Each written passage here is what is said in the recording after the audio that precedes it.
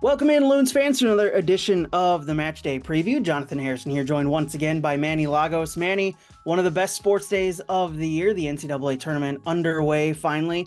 How are you doing? And as the question always goes during this season, is your bracket busted yet?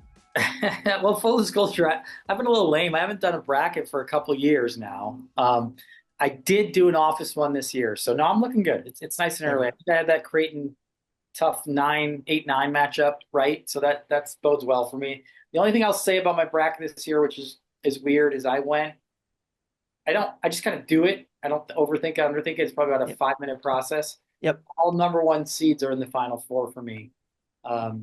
With my son goes to Duke, so that's an easy one. Well, you got to pick Duke if your son goes there. Yeah, you got the family connection. Joined this week by the Pioneer Press's Andy Greder. Andy, how are you doing? And I guess the same question to you. Is the bracket busted, 4 or 5 hours into the tournament? No, I'm sitting 3-4. I had Louisville instead of Creighton. There's a little in-house bracketology tournament going on with my wife and I. She usually tries to pick the better mascot. And I try to put some actual basketball understanding into it. So it's always interesting to see who comes out ahead in that regard. To your point, Manny, I think the 4 number 1 seeds, they're one of the strongest group of fours that I've seen in recent years. So I think I've got all 4 1 seeds as well. Look at that. And I'm not even the expert on that. Yeah, there you go. So I like it. I'm kind of with your approach, Manny. It's a 5-minute process. I just kind of breeze through it. I call it the vibes only. I just go by vibes. I don't even I used to do a ton of research and put hours of research into it when I did a bracket for my mom's office pool, and I just never once. I'm not going to put that much time into it if I'm never going to win. So we're just going to go just based on my gut and see how it happens. And it always fails me. So of course, but plenty to discuss this week. Loons going up 3-0 early in the second half, but then giving up 3 goals. So we'll get to that match. The 3-3 draw against Sporting Kansas City. We've got the game this weekend against the Los Angeles Galaxy to preview as well. We've got plenty of MLS action, as well as a little Nations League to preview. So plenty to jump into. So let's jump right into the MLS recap, guys. Philadelphia handed the first loss by Nashville SC. What do we think of Nashville under BJ Callahan there? 3-1 Nashville win here. Bit of a up and down start for Nashville, Philadelphia. They've been impressive so far this season. What's our takeaway from Nashville? Because we know how we think about Philadelphia. They've been one of the talks of the early portion of this season, Manny. Oh, no, I think I'm just a hold on where Nashville is. I think that's kind of probably where a lot of teams now that we're getting into the beginning of the season, where we're seeing who's played really well and who's going to start to kind of say, hey, I might be one of the better teams this year. And I think Nashville's had 2 wins in a row, and I'm just a hold. Let's see how BJ Callahan does. It's a new kind of full year now for him to take this group and see where it goes. And that's certainly to get a nice solid win on the road against Philly, a team that hasn't really had any flaws up until this game. They got to feel pretty good right now.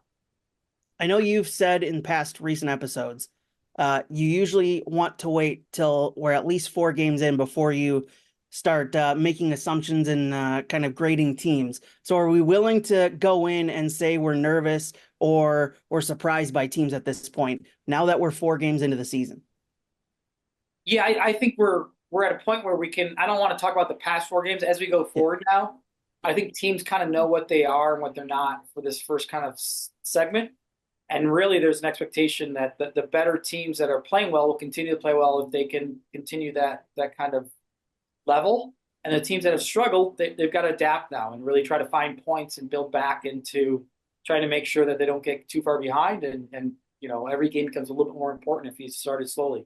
One team that absolutely hasn't struggled this season, St. Louis City.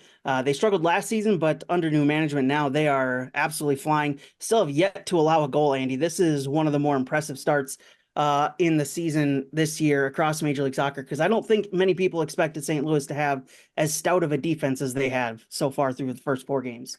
Yeah, I want to go back to Nashville and Philly for a second. Yeah. In your show notes, you say that has it gone stale? Is there still hope?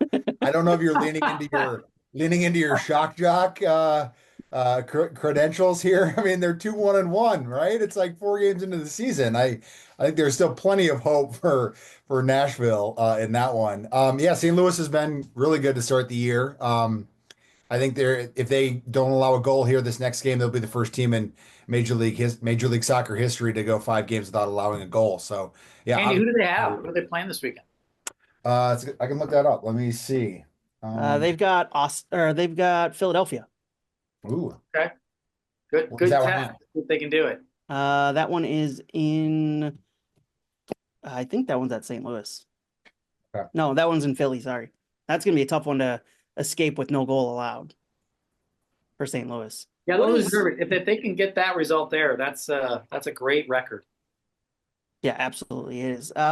What are they doing differently, Manny, from what you've seen from St. Louis? What are they doing differently from what we saw last season? Obviously, new management's a little bit more stable that way. But what's different about St. Louis? Because I don't remember too many big moves from them this offseason. Well, if you remember, they did their big moves in the summer transfer window.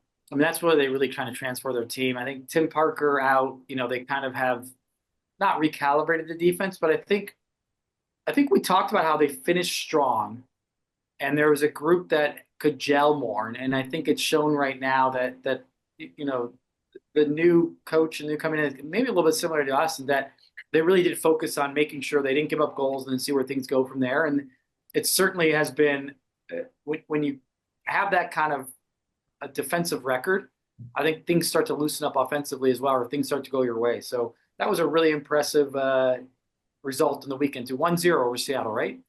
Did I get that one right? Yep. Yeah. And I think they made a lot of moves in the summer, and this group now is really gelling from those moves. And it was a midsummer kind of evolution of that roster. Other players playing well across the league. Hugo Kuiper's 4 goals in his last 3 games as Chicago continued to churn out an impressive start to the season under Greg Berhalter. 7 points on the season, 2 wins, 1 loss, 1 draw for them. Andy, are you surprised that Chicago has started as well as they have, considering the long history of struggles they've had in the Windy City? Not really, just because of Greg Berhalter, right? I think you have an expectation that you're going to be organized and have a game model, and they're following it to a script right now. And Hugo Kuiper's, he got 3-4 goals already this year. Mm-hmm. So when you get some goal scoring and you have organization and a structure with a manager that's been proven at the MLS level, I think it's kind of bucking the trend of what they've done historically, but you kind of expect it with Berhalter. Yeah, absolutely. 2 wins now for Colorado, but they make it 2 losses By in the a way, row. Jonathan, just I don't want to go because I think the other part of that story is the pundits. A lot of people have picked Toronto to have the wooden spoon, and losing at home to Chicago. They have been off to a rough start, and it's kind of lived up to that early season. And it's always hard when you have such a franchise like them that has mass amount of investments going into the club, going into the roster, and to have them kind of still struggle is a little bit confounding, but it's also kind of been the norm with that franchise for a while now. You speak of Toronto there, just 1 point on the season through 4 games. They are one of 6 teams across the league with just 1 point gathered through their first 4 games: Montreal, New England, Toronto, Kansas City, Houston, and LA Galaxy. I guess this is a question for both of you. Manny, I'll start with you. Which team should be most concerned about that start? Probably New England. Yeah. Just the 1 goal scored for them so far through the first 4 games? Scored, and I think there was a lot of money put into the roster, and I think they were hoping to be much further along in the kind of killer Porter era than they are now. So I think that one probably feels like it has the most pressure. Montreal's experiment is a little bit younger roster and try to get them to gel and young and see if they can start to collect points. So, yeah, I probably would say New England. Andy? It's between New England and Toronto. Yeah, I mean, you got New England, Toronto, Montreal, and what's the other one? There's Kansas City, Houston, and LA also only have 1 point through 4 games. Yeah, I mean, I'd probably say Toronto. I mean, you have a new coach and Robin Fraser. You probably want something a little bit more from that team, even though you've got some, disgruntled stars that you're trying to get rid of. I would have guessed that Houston would have been up there. I mean, three losses, just one draw, all three losses coming at home so far this season. Just the 1 point on the road. Kind of a shocking start from where they were last season competitive as a competitive team. I know they got rid of Hector Herrera. I know they got rid of Queresquia, but that's a rough fall from grace from where they were at the end of last season when they were one of the more competitive teams in the Western Conference. I believe at a home started as a home playoff team uh, last season in the playoffs. So bit of a big fall. As we flip to the other side of this coin, the more positive side, is it Vancouver as the most surprising team in the league? 12 points, 4 wins from 4 games, 9 goals scored, 2 goals allowed so far this season. Are they the most surprising team to start the season, Manny? Yes. I mean, I don't want to be too boring, but I just want to add, plus their CONCACAF run is really Right. impressive with Yeah. that result in Monterrey. Right. So if you combine the kind of league run they're having and then also their extra games they're playing and still doing it, like, that coming off that high of Monterrey and then going to Dallas and getting that result. And it was a comprehensive result. I mean that was, they really had that game pretty much controlled the whole time. Andy? Probably a shout out to San Diego too, Yeah. right? I mean, they're Yeah. undefeated as an expansion team through 4 games and beat the Galaxy. I mean, we'll talk later about the Galaxy and how they're not what they were a year ago, but to win their first game and as they're kind of celebrating their MLS Cup, I think is impressive to kind of be able to do it over the first month like that. Yeah, for sure. Any other notes you guys want to get to or from the weekend that was in MLS before we move on to Nations League I preview? just want to pile on to Andy's comment. I think San Diego's the best team in California right All I right, like it. there it is. Laying down a marker for the three other squads that have done a lot of moving and shaking this offseason. All right, I can US. see Vandy just printing that out now and putting it in the visiting locker room for example. I'm sure that won't happen at all for sure. U.S. men's national team hosting Panama in just about 2 hours time from recording. CONCACAF Nations League semifinal between those two sides. Canada, Mexico, I believe later tonight, if I'm Yep. correct on that. What are the expectations for this one, Andy? For U.S. versus Panama tonight? I mean, it's got to be a win, right? I mean, they're not having to qualify for the World Cup, so you need to be able to take care of competitions that are relevant and that you need to win and show that you can compete in games that you're not going to have later on in the schedule under Pochettino as you get ready for 2026. So, I mean, it's definitely advance and try to win a trophy. Manny? now. Yeah, I mean, I 3-1, got to win at least, maybe 4-1. Ultimately, it comes down to, I think Andy said it best. This is about preparing for the World Cup and a chance to play in a final at SoFi Stadium, Right. hopefully, in front of a really big crowd, potentially a Mexican crowd if Mexico beats Canada tonight. It's so vital. It's vital for the preparation of the World Cup that not that we necessarily win these games, but that we have the opportunity to have our group and Pochettino grow and evolve. And so my fandom is so excited about the process of the journey now. This is full on Pochettino's team. He's full on got 12, 13, 14 months here to really prepare the guys. There's only a couple more windows, 4 or 5, to really bring the group together and do it. So it's a massive 2 games, I think, to really kind of assess where we're at and where we're trying to go in a year. Yeah, no, I don't know about you guys, but I think that later game between Canada and Mexico is the more premier of the games because of the skill between those two squads. I'm not That's not a knock on Panama at all. They've been impressive over the last couple of years in building their program, but Canada taking on Mexico, and it feels like maybe for the first time in a very long time, or maybe ever, that Canada goes into this one as the favorite, Andy. Yeah, they very well could be. I think, we've still waiting to see the Mexico of old, right? To still see a transition with them. So, yeah, I mean, you obviously have the Minnesota angle with Dane and Tani to be able to kind of come in there and perform well as they're away on international duty.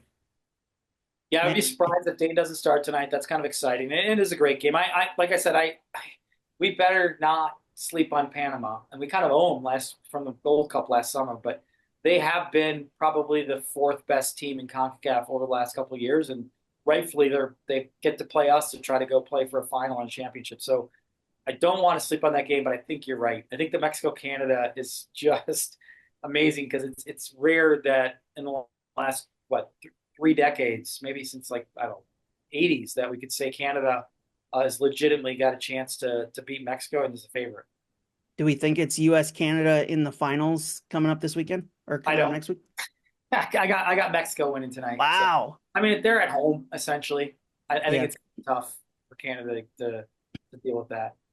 Andy? I think just from a narrative standpoint, I think it'd be interesting to see the U.S. versus Canada, right? From the rhetoric of the rivalry and what President Trump has had to say about the 51st state, and getting feedback from Tani and Dane about what they think about that and how they feel disrespected. And Jesse Marsh has obviously had some very biting criticism about that. So we saw what kind of reaction American teams had when they went to Vancouver and being booed when the national anthem is being played. So I think there's certainly some geopolitical narrative street kind of things going on if it's U.S. versus Canada, if it's third place or if it's the final. And you got to think that some of that emotion that we saw in the Four Nations showcase between the U.S. and Canada in the finals. Right. I Yeah. mean, two completely different sports, very, very different. But you gotta feel that if that is the final coming up in the nations like that, some of those emotions will transfer over for sports fans across both nations. I mean, and you can't ask for more high drama than that in the finals. You guys want to get on to this 3-3 drop from the weekend? Sure. Manny, the look on Manny's face, I think, summed it up right there. Yeah, If we have absolutely. to, that's what I think that was. So here's how I was thinking about it. We'll start off with the positives and then we'll go through the negatives, obviously. Let's start off with just kind of your general thoughts. I know Manny's kind of face, if you're watching on the YouTube version of this, said it all there. An impressive start, but just an absolute letdown of a second half. Of 12 minutes, I guess you could say, Manny. Yeah, no, I listen, at the end of the day, I actually give my out like, ugh, because we were so good. Because it might have been a debatable, maybe the best 60, 70 minutes of away soccer we've ever played in the MLS iteration as a club in terms of defending well, attacking well. We actually, at one point we were confident enough to maybe go out our shell a bit more and actually kind of take the game to them, particularly from the 30th to about the 50th minute. I thought we even high pressed more than we had all year in terms of like saying, hey, we're not going to let you play out of the back because that's how good we feel. So it was outstanding. Robin and Eric deciding to put him up top worked to a T. I mean, Kansas City wasn't ready for that lineup. They weren't ready for us to be a little bit different than how we played the first couple games. And the goals were just spectacular. I mean, you talk about a golazo from Asani. Then you talk about a team play goal where you just have this up, back, and through, and the tempo and the passing and the finish, just clinical. And then you talk about come out at halftime and really trying to put the nail in a coffin, which 99 of 100 times you would have done. And so that's where it gets tough. But what a great 60 to 70 minutes of soccer on the road. Yeah, absolutely. Andy? I don't believe in jinxes and curses and talking about a no-hitter when they're happening. But at halftime of that game on Saturday, I turned to my wife and I said, "Is Minnesota United the best team in MLS?" So if there's any sort of blame, I guess it's some of it falls on my shoulders if you Such a believe it. Minnesota sports fan. If you believe in that sort of thing. I looked it up and it's the first time in club history, 276 games that Minnesota United has gave up a 3-goal lead. It's the largest. What about Colorado last year? That wasn't a 3-goal lead. That I was think it 2 goal was, lead? yeah, it Yeah, was a two. two. Yeah. Yeah. Okay. Yeah, so it set a record for how bad it was in giving that up. So I thought what was positive is how refreshing Eric Ramsey was after the game. We had a previous coach in Adrian Heath that wouldn't have a lot of accountability for things like that, and he very much put his hand up and said he needed to look in the mirror, he needed to look at his changes and kind of reflect on what he could do better. And I think that's important when you have a humbling, what he called sickening loss like that, to kind of be introspective about how you can be better and not have it happen again. All right, so the positives: Taniolo Ache, 2 goals, starting up top alongside Robin Lod. What was the difference for Tanny this week, Manny, when you saw when you saw that lineup, we saw Robin up top with Tanny. How did that change things for Tanny Oluwaseyi and allowing him that space? And it felt like we saw a more confident Tanny than we've seen in a couple weeks here. Yeah, I mean, I felt like it was due and he was coming as part of it. Like again, every game he comes out there, he has so much energy, so much effort. I think a lot of people maybe don't always see all the selfless runs he's making to try to get Kelvin going, and Kelvin really is our main man of late in terms of he just finds goals and finds ways to score. So I think this game, I think he came with the same mentality and just said, hey, I'm gonna be a danger. I'm gonna make the runs in the box. I'm gonna try to get on the end of things. Obviously, he missed a great chance right before he scored too, and to kind of forget that and still go and just keep going. I think that's the way he's been playing. So to me, I think it was more indicative that he has brought that kind of energy and effort every game. And in this game, it just all came together where our defensive structure was good. We were finding space for him, and he was just hungry. Like I said, when you come out of the second half, and it wasn't my gut. I'm pretty sure it was not a pass by Pereira.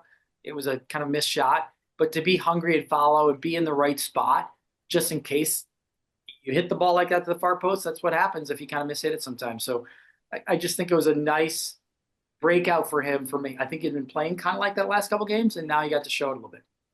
Andy?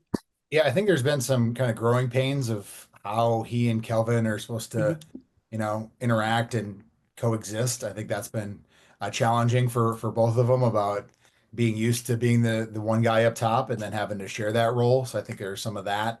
I mean, he had the assist in the Montreal game, so he was able to kind of get on a score sheet off a set piece there. So I think that was good for his confidence. He wasn't really in the San Jose game very much, right? No shots. He didn't really connect very well. So I think it was very good for him to kind of get on the score sheet a couple of times and do it very confidently. Yeah. Continuing on the positives, Hassani Dotson's goal, probably already up there for one of the goals of the season. Just a well taken volley. He smashed that one into the top corner. And if there hadn't been a net and fans there, that ball is probably still flying to this day, Manny. Yeah, and it's just a shame that the game has turned out again, because again, that would have been the talking point. Yeah. I mean, it would have been probably the easy talking point. Although the second goal, when you do a deep dive, in some ways is just as fun and just as impressive. But it's awesome. I mean, it's off of a set piece. It's a battling for the 50-50 balls, and then just the technique and just crushing that was just unbelievable. So fun. I mean, it's like what you love about the sport when it's like a guy hitting a 325-yard drive in golf where it's just so effortless, and then just boom, next thing you know, in the back of the net. Andy, does Hassani know how to score just a regular goal? Can he just score just like a boring goal at this point, or do they all have to be bangers? It's a throwback, right? That's what he was doing in 2019 and into 2020, and obviously it kind of fell off over the last couple of years. I did an interview with him last summer, for a story on him and Tanny being friends and kind of how they have a connection. And at the end of the interview, I was like, "Yeah, Hassani, I saw a bangers only shirt on the street, man." And he's like, "Yeah, I got to get back to scoring those." So it was something he was certainly thinking about as recently as last year, about how he kind of made a name for himself when he came into the league by doing that, and how he wanted to get back to having those highlight reel goals.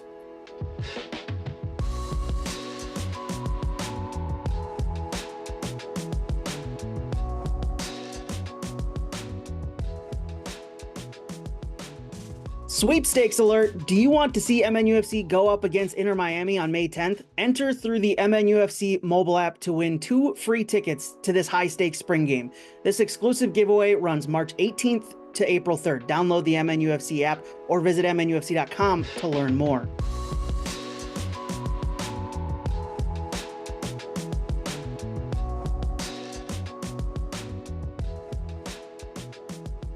Yeah, absolutely. I mean, that was such a fun goal to see and to watch go in, and see that just like lined up just perfectly for Hassani. Just really well taken. Another highlighted play, or play that I want to highlight, Banghukle Hlongwane's pass to Tanny Oluwaseyi. Just an incredible play for him to get the ball and move it upfield, but then to curl that pass around at full speed, essentially around defenders, not put it close enough for the goalkeeper to dive out and get it, and just place it right in front of Tanny, was incredible to watch, Andy.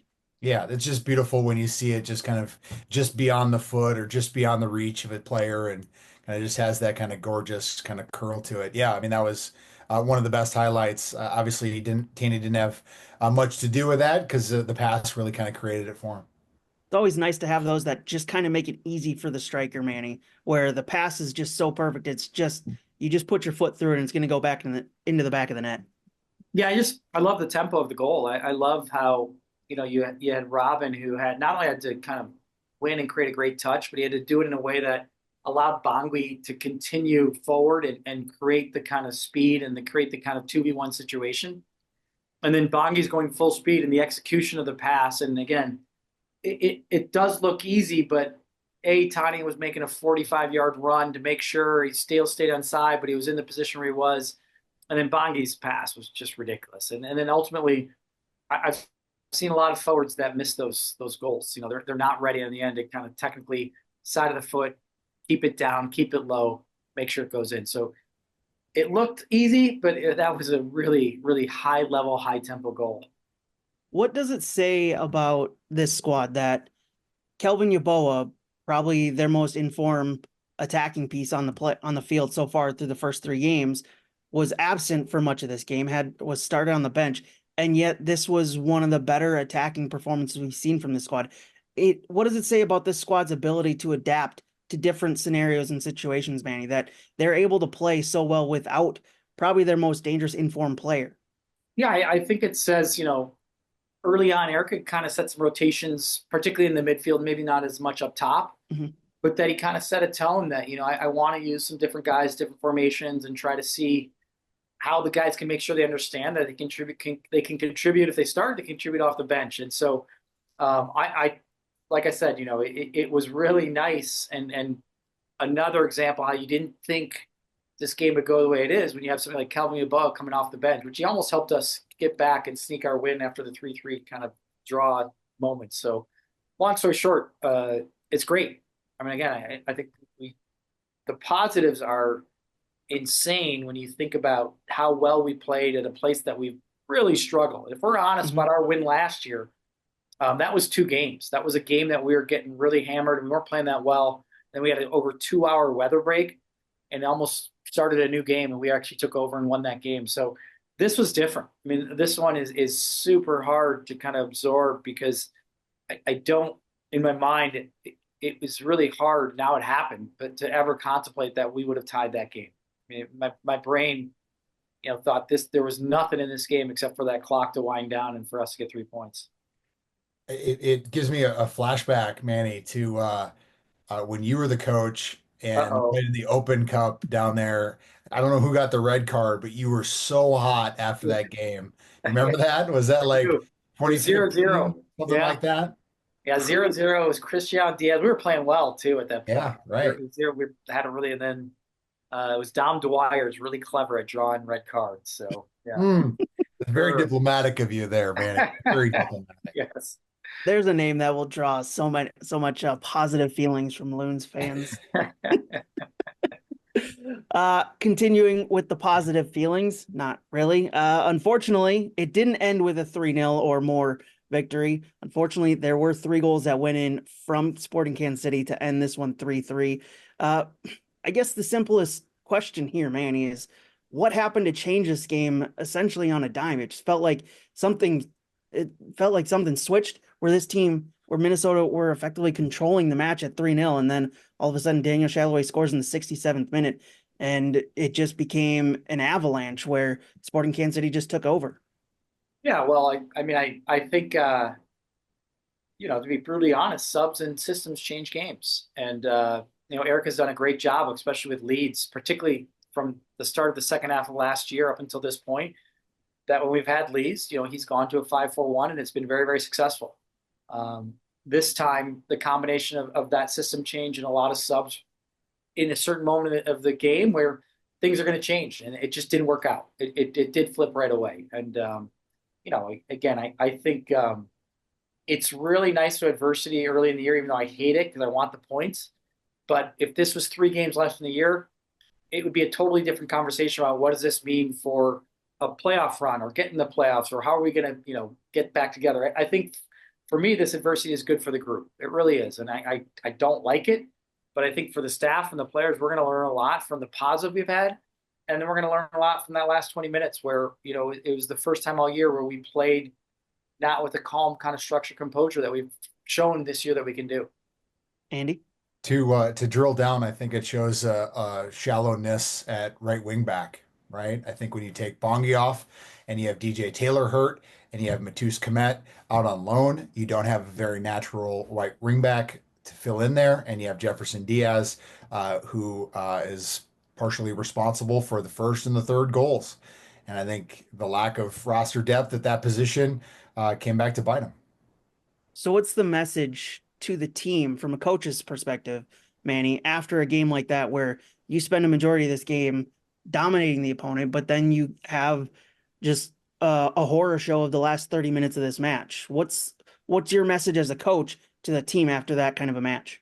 Oh, I think you've got to use it as a learning experience on both sides. I mean, I think you got to use it like to pump up how good we looked. Andy talked about it at halftime. Are we the best team in MLS? We were playing some of the best soccer in the entire league for 60 or 70 minutes on the road. So I think there's the coaching matches is there, but I don't think you ignore and just say try to forget it. Right now, we're growing and building a group where we want to get better every week, no matter what, whether we win or lose. And so ultimately, we had a tie that felt like a loss. So there's got to be a lot of learning message in there. It's whether it's from the staff themselves in terms of how they do the in-game management, or whether it's from the subs who have to come on and make an impact, even at 3-0 games where they maybe subconsciously aren't quite mentally there because they think the game is also done and dusted like all of us fans do. And so I think there's some good coaching moments there. I think there's some good tactical moments. There could be some good preparation moments for this kind of scenario planning that Andy just mentioned. Like, okay, we're weak in the white ringback spot, so can we create some moments where there could be some synergy between Harvey and Diaz going into a game in a situation like this where they're a little bit more comfortable, don't get caught with the kind of line we had for that first goal. So again, I like it because it's going to create dialogue within our side to create frustration, but I guarantee you behind the scenes, you're going to have a staff that's hungry to get better and hungry to work on some of the stuff that happened in the game on Saturday. What's the pathway for picking up a player like Song Bin Jong, who had essentially a sitter that could have given you back the lead late in this game and just skies it? What's the pick me up for him, Andy? I think you got to throw him right back out there, and I think this is a good opportunity to do so with Tanny on international duty. I think I don't know. I mean, obviously Robin came up and was kind of a fellow forward, maybe a false nine of sorts, but I think it's to go back out there and kind of, try to erase it by just playing again, right? I think that's probably what's going to happen, and this is a good opportunity given the international people away, Robin and Tanny, to kind of provide an opportunity out of necessity to say, pat him on the back and say, get back out there. Yeah, and I think, Jonathan, it's probably pretty close to a segue into the reality of our roster challenges this weekend in the Galaxy. But before we do that, the only thing I wanted to say about the game, for the audience and just in general is it's also important that there's, kind of some tactical discussions about maybe breakdowns or some individual sub output and energy that we maybe would hope for better. I don't want to undermine the reality of high level sports and the mental drama and challenges of in-game realities. And what I mean by that is when you're up 3-0 and there's a goal at the 85th minute, that's much different to navigate 7 minutes of defending versus the goal happening with 20 plus minutes left, somewhere around there. And how hard that is. And our players felt it to say, okay, this is a game we should have won. We're going to win. It's now 3-1. And you just saw the tension and the challenges of, do we go forward? Do we sit back? Are we going to defend tighter? Are we going to kind of start to box defend to see out this game? And then it goes 3-2. And even more so now, the stress and the realities of we're now maybe giving up a goal. And Andy just said it subconsciously. Our biggest defeat from being up 3 goals ever in the history of the club in 276 games. So all of that to me is a big part of this too, that hopefully we'll learn from and we'll get stronger from. But to be aware of it, I think it's really tough in game to have a big lead and then start to kind of feel it. I mean, it probably happens more in basketball than our sport, because on paper these 20 plus point leads in the fourth quarter seem to evaporate. It's much more rare in soccer. but it's tough. I mean, it's really tough on the athlete and the guys to deal with that kind of adversity. And unfortunately, it just emboldened a desperate Kansas City team. And let's think about it. Kansas City was almost on the verge of 11 straight losses. And we gave them some hope, and they took it and ran with it. Yeah, and I think that's what Dan and I said on the broadcast once the second goal went in, was that we pointed out the same thing you did, that this team, this Sporting Kansas City, is desperate, and you just gave them a chance at life. And unfortunately, Dejan Jovelic curls in one off the far post, and it bounces into the back of the net and levels it at 3 apiece. When you see the second goal go in from a coach's standpoint, you said it can be difficult to change things in the middle of the game. What's your message from the sideline to your players to not give up hope at that point, Manny? Well, I think at 3-2, you're looking at the clock. You're looking at, kind of making sure your subs provide the right energy and the right kind of tactical acumen to really kind of pick up everybody else. And it's tough. Again, at that point, I think we were probably out of subs, and you're now really pushing to try to get the guys to be organized and structured defensively, be really smart when they make the decisions, try to make sure that you limit the space that they can get into, create dangerous chances. And we just couldn't quite get there. Again, it was such a change for how effortlessly we were playing the first 70, although the reality was we were playing that way because we were just locked in and focused on making good decisions, on working together, on individual and collective defending. And like I said, in those moments, it becomes much harder when you allow a team back in to kind of see the game out. Yeah, unfortunately, that third goal went in the 80th minute. Neither team was able to find a fourth goal in the match, but a game that maybe some people expected some goals out of ended up with 6 of them. I don't think many people expected 6 goals, 3 apiece in that one. Andy, you mentioned the depth that will certainly be tested this weekend against the Galaxy. 5 players for the Loons out due to international duty. None from the first team anyways for the LA Galaxy will be missing for this one coming up Saturday at Allianz Field. Who do we expect to start in some of these places that some of that depth is certainly going to be tested, Andy? I think the biggest starter that I'm expecting is Nicholas Romero in his first MLS start. Eric Ramsey, pretty much said it on Tuesday that he's going to be thrown into the mix. Obviously, with Boxy and Harvey gone, it'll probably be him and Morris Duggan and Jefferson Diaz. I think those 3 in front of Alex Smear, and it's a goalkeeper that is the backup again here this year, who did not have a very good run out in his MLS games a year ago. I think it was slightly surprising to see that Minnesota United not go and find another backup keeper. But they have shown confidence in him, and this is Smear's chance to back it up. So obviously defensively, it's going to be a big question mark going into this match, given the inexperience that they have and lack of time even playing together as a unit. It would be a lot different if Ricky Puig and Jeremy Paintsville were playing in this game. I think Eric Ramsey would not be sleeping at all this week if that were the case. But to not have those 2 guys on the field kind of feels like dodging a bullet. Yeah, Manny? Yeah, I mean, I'm going to start out with another. I'm pumped up for the weekend. I think for 2 kind of reasons. One, I would say just this hunger and like healthy anger from just even us talking about the Kansas City and like how we felt, and like you can go one of 2 ways. You can sometimes lose some confidence and maybe not have your next game be quite as focused and getting back at it. I think the guys are going to respond well. I think just from even some of the discussions internally, externally this week, I think there's been a lot of like, let's get back on the field and get back at it. I think specifically for me, I'm excited by Romero too. The 2 guys that, I think want to really get back out there and are going to probably almost for sure have an opportunity are Sangbin and Diaz. So I think they're going to get their first full starts this year. Mm-hmm. And, in some circles, you'd say, well, they didn't come on as subs and do well.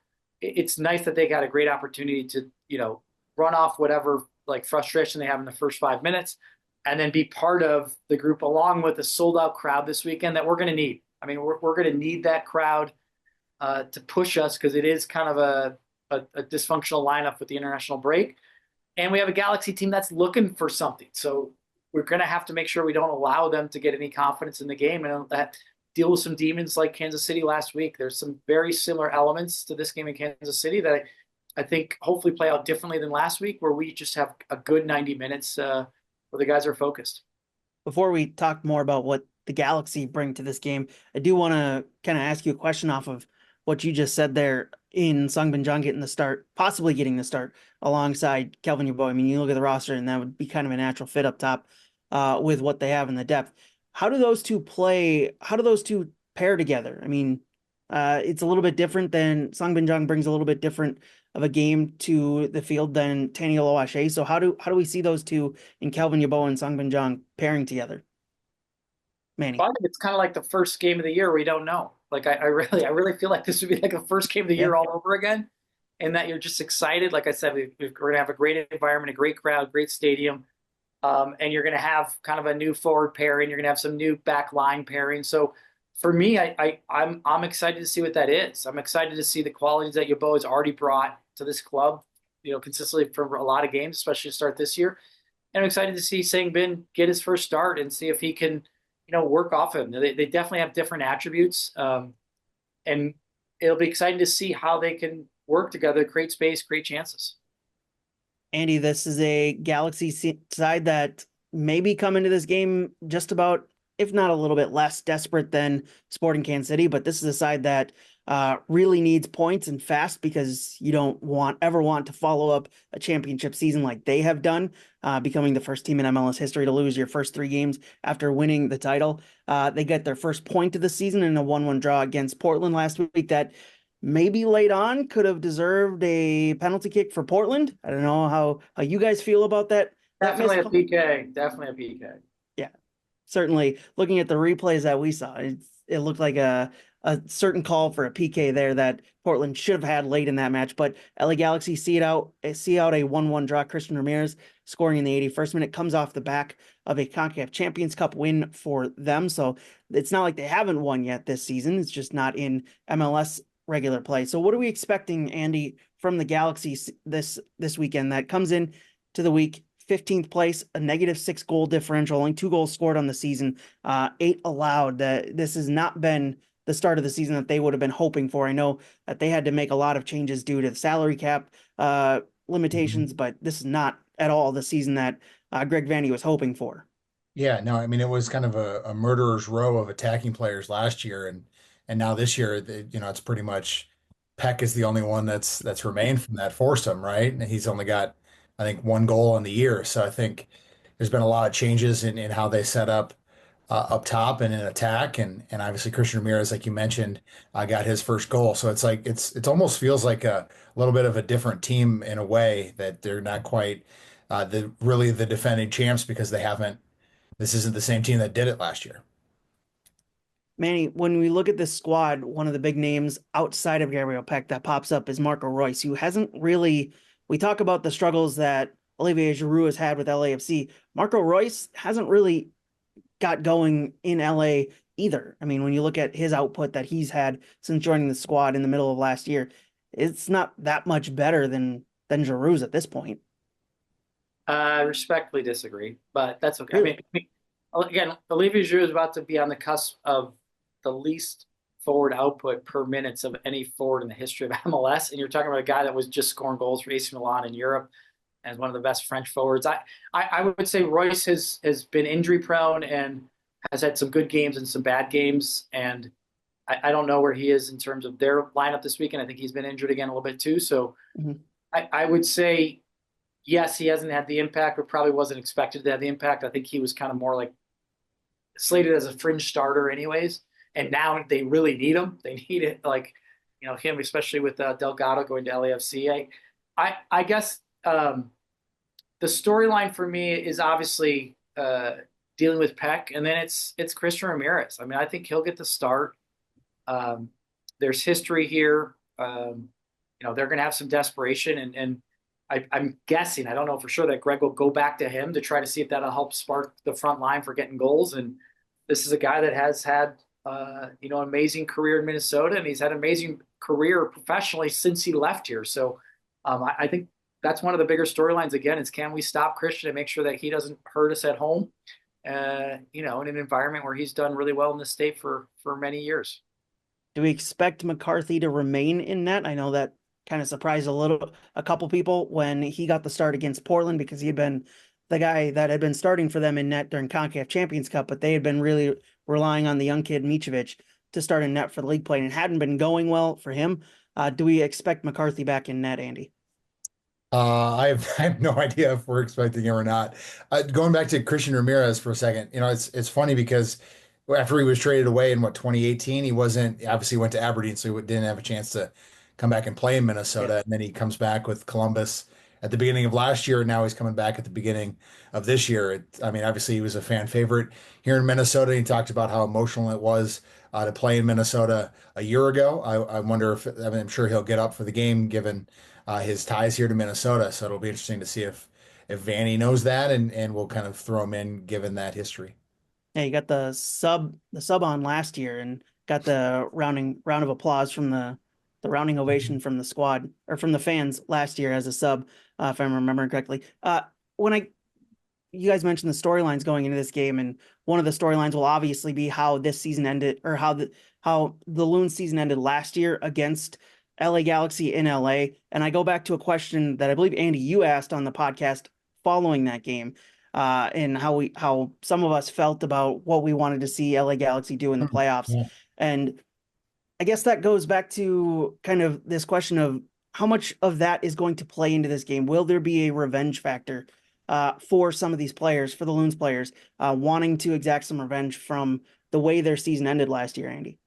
Yeah, so when they went out to LAFC in the season opener, I asked Eric Ramsey if the Galaxy loss that ended their year a year ago was still on his mind and still something that he thought about. And he said, very much so, because they were practicing in Carson, California, and they were, going right by past the stadium that they had lost in as they were preparing for LAFC. So it was very visceral for him, kind of thrust upon him to kind of not let him forget it. I think there's probably a little bit of time that's passed from it now. We asked Anthony Marcanic kind of a question about that here on Tuesday, and it sounded like it maybe wasn't as big of a theme, but it certainly is something that will be part of the narrative, just given how they ended the Loon season in dramatic fashion and went on to win the cup. Manny? Yeah, I mean, again, it's a balance of making sure you keep your emotions in check and you're doing your responsibilities. But I certainly think we can have a little bit of a revenge factor. I think we can have a little bit of like, hey, we want to start beating the Galaxy a little bit more at home. I think they've done pretty well against us at Allianz Field, and I think there's been some tough home playoff loss there one time as well. So to me, I mean, I think it's a good opportunity for us to both some individual players that I think can have better days against the Galaxy, and then as a group, particularly when we could make a lot of excuses about our roster this weekend, that we're not going to, and we're just going to put a group on the field that's going to be hungry to win. We the one other guy we should probably talk about, which is what a huge start for Alex Schmier this weekend. Holy cow! Obviously with Dane gone and his journey to becoming a second string goalie, and now getting a start in a really big game for us to get back at it and try to get kind of set a tone at home. Really kind of a big start for him. Yeah, absolutely. I mean, it's a tough test with one of the more dangerous attackers in the league in Gabriel Peck there, and Christian Ramirez, who will obviously want to get a goal here in Minnesota. Hasn't I don't believe he got on the score sheet last year, so he'll want to try and do that and get his second goal for the Galaxy in the regular season play. Any other notes from you guys before we close out the show on this game coming up this Saturday at Allianz Field? I just have one last keys to the game. I really think the one constant we have here is with Joaquin and Sani and Tramp. I think we got to win the midfield. I think those guys have to be on their game, not only individually, but I think we have to win the battles, the duels. We have to be able to allow our wing backs to get forward. And Bongi's had 2 really good games in a row. So if those guys can really win the midfield, I think it'll affect how we get forward and get Sangbin in numbers in the box and create chances. And then definitely defensively, the dirty work. I think it's important that when you have a team that has struggled to create chances, that they can create chances if you don't win the midfield. So I think those 3 guys are kind of the constant of our whole roster for this weekend. And we need really good games out of those guys to be successful. Andy? I wonder if Joseph Rosales plays at all. He's returned to training. Obviously, he's a very good two-way player for the team. So maybe he comes on in the last 30 minutes and can help influence the game. Yeah, will certainly be interesting to keep up with that one. Boys, I'm looking forward to this one. This one is going to be a big one on by itself at 3:30 p.m. on Apple TV. You can also listen to the radio broadcast with Dan Terra and myself. Pre-match show starting at 3 p.m. Kickoff just after 3:30 p.m. on 1500 ESPN. And for the second week running on Sirius XM FC channel 157. Looking forward to that one. Outside of Minnesota, LA, the game across the weekend in MLS that you're looking forward to the most is what, Manny? Oh my gosh, I'm gonna have Andy go first. I gotta open up. Andy? I don't even know. I don't know what the schedule is. No, I love it. I figured you guys would have the schedule open. I'll give you a couple seconds. I'm looking at. Big of a sicko, man. You go from 2 weeks ago when we had Kyle, who was an MLS Super Draft sicko, to now Andy admitting he's not that much of a sicko to have the schedule open. Well, I gotta watch a certain Colorado State basketball game tomorrow. I wonder if he's gonna be hired as the men's basketball coach. I gotta write a Go for football story once I'm done here. I wish I had all the time in the world to dive into the league. I just don't have it, man. Andy, fresh off of Gophers Pro Day yesterday, watching athletes work out and try and make their way to the NFL. Some underwear Olympics. Yeah, I was there for it. Yeah. Do you have the schedules open yet at this point? Because I'm looking at the schedule, and I think you're going first, Jonathan, because you started this.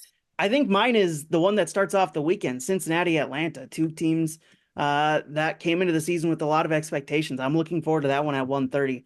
For me, that one is going to be a big one to kind of set the tone for the weekend. Yeah, that was a great the Atlanta-Miami game, by the way, last week. It was a really good Sunday night soccer showcase for sure. Really good for the league. I'll go with the end of that. I'm going to go Austin, San Diego. Let's finish off the weekend on Sunday soccer. Try to do a little promo there. Just because San Diego's on such a good run. They're undefeated, correct? I think so. Yeah. San Diego I'm remains going to undefeated. see if Kansas City can stay off the mat against LAFC, if they can use the draw against Minnesota to kind of turn things around at home against LAFC. We'll see if that LAFC is a springboard for them, or if they are as bottom feeding as they've been the last couple of months. LAFC can't get points out of that one. I think some real questions should start to be asked about what their season has started out as. I mean, they're in eighth place at this point of the season. 2 wins, 2 losses, 4 goals, scored 6 allowed so far. It hasn't been the start that they would have wanted. Seattle's another team that surprised me with how much they've struggled this season. I know they've had injuries, but plenty to watch this weekend across Major League Soccer. Again, Minnesota United hosting LA Galaxy, 3:30 p.m. kickoff at Allianz Field. Between those two sides, 3 p.m. pre-match show with Dan Terra and myself on 1500 ESPN and Sirius XM FC channel 157. 3:30 broadcast start on Apple TV. Looking forward to that, and we'll see you guys there this weekend. And Loons fans, tune back in next week for another edition of the Matchday Preview.